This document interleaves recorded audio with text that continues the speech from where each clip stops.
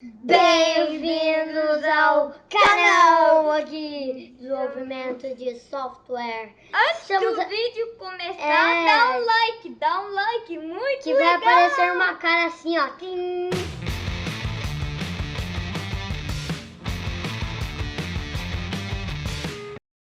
E aí galera, beleza? Meus filhos invadiram aqui minha sala, então vocês viram, né, que eles são umas gracinhas aí, né? Bom, pessoal, hoje eu queria falar um pouquinho com vocês sobre processo de desenvolvimento. Não sei se vocês conhecem o software de gerenciamento de projeto chamado Basecamp.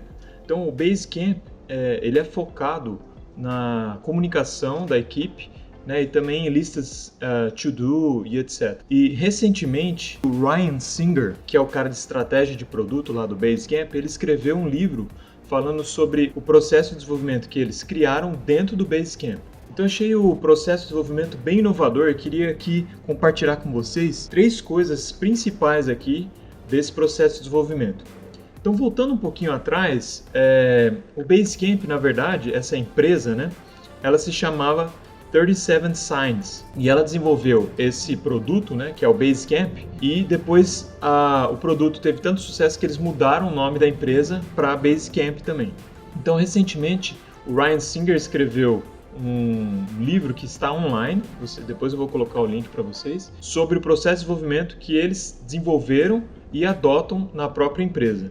Então eu queria falar 3 coisas aqui sobre esse processo de desenvolvimento. Primeiramente, né, qual que foi a ideia do pessoal ao desenvolver esse processo de desenvolvimento? Então, qual que era a ideia? Antigamente, né, os processos de desenvolvimento eles eram muito engessados, né, é o que é chamado de cascata. Então, no cascata, você projeta muita coisa, né, planeja muita coisa no início. Esse projeto ele fica mais fixo e depois você vai desenvolver o produto e depois testá-lo. Então, existia esse problema de você ter que projetar com muitos detalhes já no início do projeto. Depois, com o desenvolvimento ágil, houve essa ideia de você não fazer muito projeto detalhado no começo do seu projeto. Quando eu falo de projeto aqui no primeiro sentido, é de design, né? Não fazer muito design antes de começar o projeto. E aí o que acontece? O Ryan Singer, né, que é esse cara aí do Basecamp, ele fala o seguinte, que o pêndulo, né, antes estava muito, né, de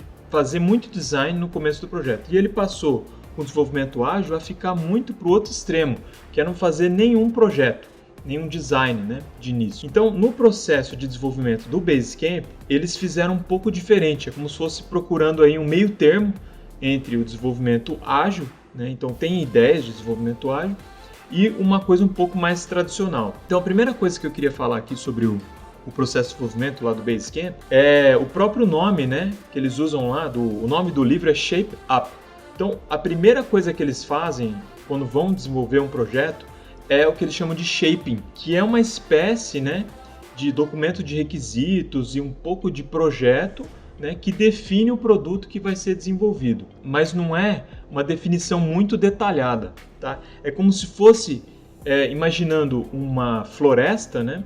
Você vai cercar essa floresta, né, para identificar qual é o produto que vai ser desenvolvido. E com esse shaping, então, se gera um documento que eles chamaram de pitch. Então, o pitch ele é uma espécie de documento de requisitos que define o produto que vai ser desenvolvido. No livro vocês vão ver como é que desenvolve esse pitch. Na verdade, ele tem uma estrutura bem definida e assim define mais ou menos o que vai dentro desse pitch. Então, para ficar claro, né, obviamente isso não é um projeto detalhado. E também o que eu achei legal é que o pitch ele envolve coisas de produto e coisas também técnicas, né, de projeto mesmo, de design. Mas, lembrando, né, não é uma coisa muito detalhada, mas é um pouco mais detalhada do que no Scrum, por exemplo, que você só define as features e já manda fazer, né? Coloca lá no backlog e manda o pau. Então, o pitch é uma coisa que é feita no começo, e aí eles fazem um negócio que eu achei bem interessante também, que chama Betting Table, né, que eles colocam na mesa esse pitch,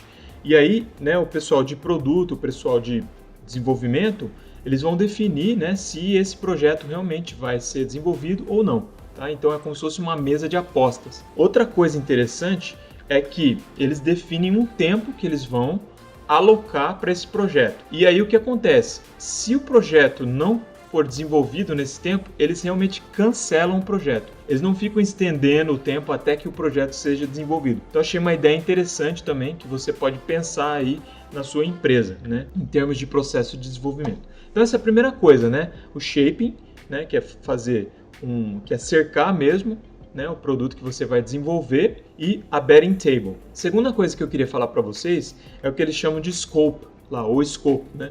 Uma vez que você definiu o shape e que você vai desenvolver aquele produto, então aí você não passa a já definir um monte de tarefas, um backlog gigante, um monte de tarefas, e desenvolver o produto. Na verdade, eles dão mais ou menos uma semana e pouco, né, para desenvolver uma primeira fatia do produto. Essa fatia vai envolver tanto o back-end quanto o front-end, quanto a ligação entre os dois. Então é uma funcionalidade completa mesmo do produto que é desenvolvida nessa primeira parte. Então essa fatia eles chamam de escopo, que eu acho parecida aí com um caso de uso, né? Esse cara até vai ter um nome mesmo, e aí a partir desse escopo vão ser definidas tarefas para que esse escopo seja desenvolvido. Então achei uma outra coisa interessante, que é esse negócio do escopo, que envolve uma fatia mesmo do produto, uma fatia funcional do produto. À medida que o projeto vai andando, então eles vão definindo esses escopos, né? No começo não dá para saber, eles só delimitaram, e à medida que vão andando dentro dessa mata, né, que foi delimitada, que foi cercada pelo shape, né, eles vão definindo os escopos. Dentro dos escopos, sim, aí vão haver as atividades mesmo para cada escopo. Então essas duas coisas são muito interessantes, que é o shaping, que gera o pitch, e depois a questão do escopo. A terceira coisa que eu achei bem legal é um novo tipo de chart que eles usam, não sei se você já ouviu falar, mas eu nunca tinha ouvido falar, que se chama Hill Chart. Então o Hill Chart é um gráfico, né, que é chamado gráfico, né, em português seria gráfico de colina. Então, dadas as atividades de um determinado escopo, elas vão ser colocadas nesse Hill Chart, tá? Não tem nada de Burn Down Chart e outros tipos de gráficos, tá? Eles só usam esse Hill Chart. As atividades são colocadas nesse Hill Chart. Qual que é a ideia desse Hill Chart, né? Quando você está subindo uma colina, você não sabe o que está do outro lado. Você só consegue saber quando você está em cima. Então, a ideia é o seguinte, você vai desenvolvendo uma tarefa, essa tarefa ela vai subindo a colina, de maneira que, à medida que você vai entendendo melhor, essa tarefa então vai subindo a colina. Quando você está em cima da colina, você já definiu basicamente tudo que vai ser desenvolvido para aquela tarefa. Você já consegue ver depois da colina, tá? E aí você começa um processo de descida, que nada mais é do que a execução de implementações que você já observou, né, estando em cima da colina. Então achei bem interessante esse chart, esse gráfico, né? Vale a pena você dar uma olhada, né, para considerar usar no seu processo de desenvolvimento. Então era isso, pessoal, rapidamente, né, eu quis aí dar uma geral nessas três coisas aí que são bastante interessantes nesse processo de desenvolvimento inovador que é utilizado na empresa Basecamp. Espero que vocês tenham curtido e até a próxima, pessoal.